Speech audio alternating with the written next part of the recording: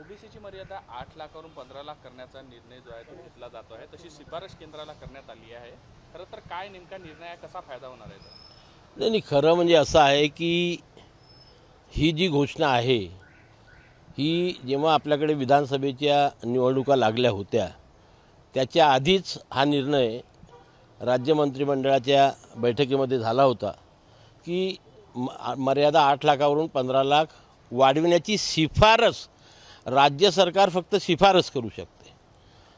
म्हणजे 1 वर्षापूर्वी झालेली ही शिफारस आहे। आता तोच निर्णय काल पुन्हा घेतलेला आहे, त्याचं आम्ही स्वागत करतो। पण नुसतं शिफारस करून होणार नाही।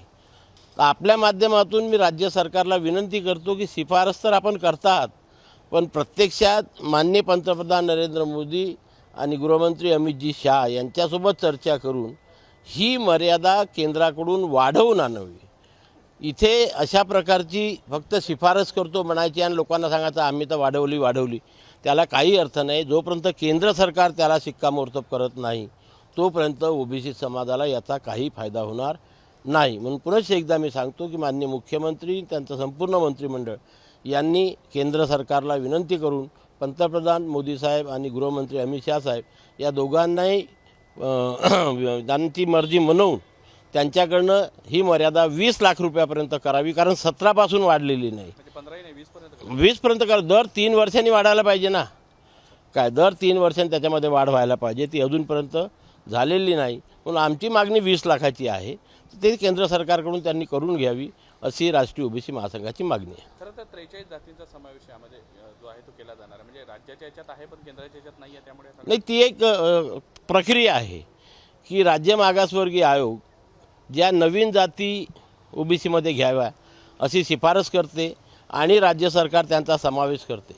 परंतु यांची शिफारस करून राज्य सरकारने करून जोपर्यंत NCBC national commission for backward classes त्या जातींना मंजुरी देत नाही तोपर्यंत त्या जातीला केंद्राच्या सवलती मिळत नाही। आणि म्हणून त्या अशा प्रकारच्या ह्या 43 जाती की ज्या राज्याच्या ओबीसी यादीमध्ये आहेत परंतु केंद्राच्या ओबीसीमध्ये नाही, त्या जातींची केलेली ही शिफारस आहे। त्याच्यामुळे ओबीसीच्या आरक्षणाला कुठेही धक्का लागत नाही। खरं तर ही मर्यादा वाढवली तर किती विद्यार्थ्यांना म्हणजे त्यांच्या नॉन क्रिमिनल मिळेल आणि त्याचा फायदा होऊ शकतो, काही आकडा सांगू शकता? अहो, ते बघा 60% ओबीसी आहे। 14 कोटीच्या 60% म्हटलं तर 8.5 कोटी आज जवळजवळ होतात। त्याच्यापैकी आपण 30% जरी म्हटलं तर 2-2.5 लाख विद्यार्थी शिकत असतात, नोकरीकरता अर्ज करत असतात। या सर्व 2-2.5 लाख ओबीसी विद्यार्थ्यांना याचा फायदा नक्कीच होणार। कुठेतरी या 43 ज्या जातीचा समावेश केला त्यामुळे ओबीसीचं कुठं नुकसान नाही, बिलकुल नाही। ते ऑलरेडी आहे ना राज्यामध्ये ओबीसीमध्ये आहे, ओबीसीचे फायदे त्यांना मिळत आहे। फक्त ज्या केंद्राच्या सोयी आणि सवलती असतात त्या जातीचा समावेश केंद्राच्या यादीत जोपर्यंत होणार नाही तोपर्यंत त्यांना त्याचा फायदा मिळणार नाही। तुमचं या मागणीला समर्थन आहे, फक्त मर्यादा वाढवा? मागणीला समर्थन आहे ना आमचं, तो विरोध त्याचं काही कारणच नाही।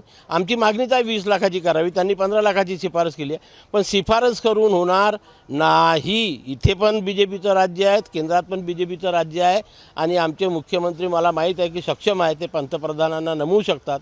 त्यांनी लवकरात लवकर पंतप्रधानांशी चर्चा करून ह्या 20 लाखाचा शासन निर्णय आमच्या हातामध्ये द्यावा हीच राष्ट्रीय ओबीसी महासंघाची आग्रहाची मागणी आहे।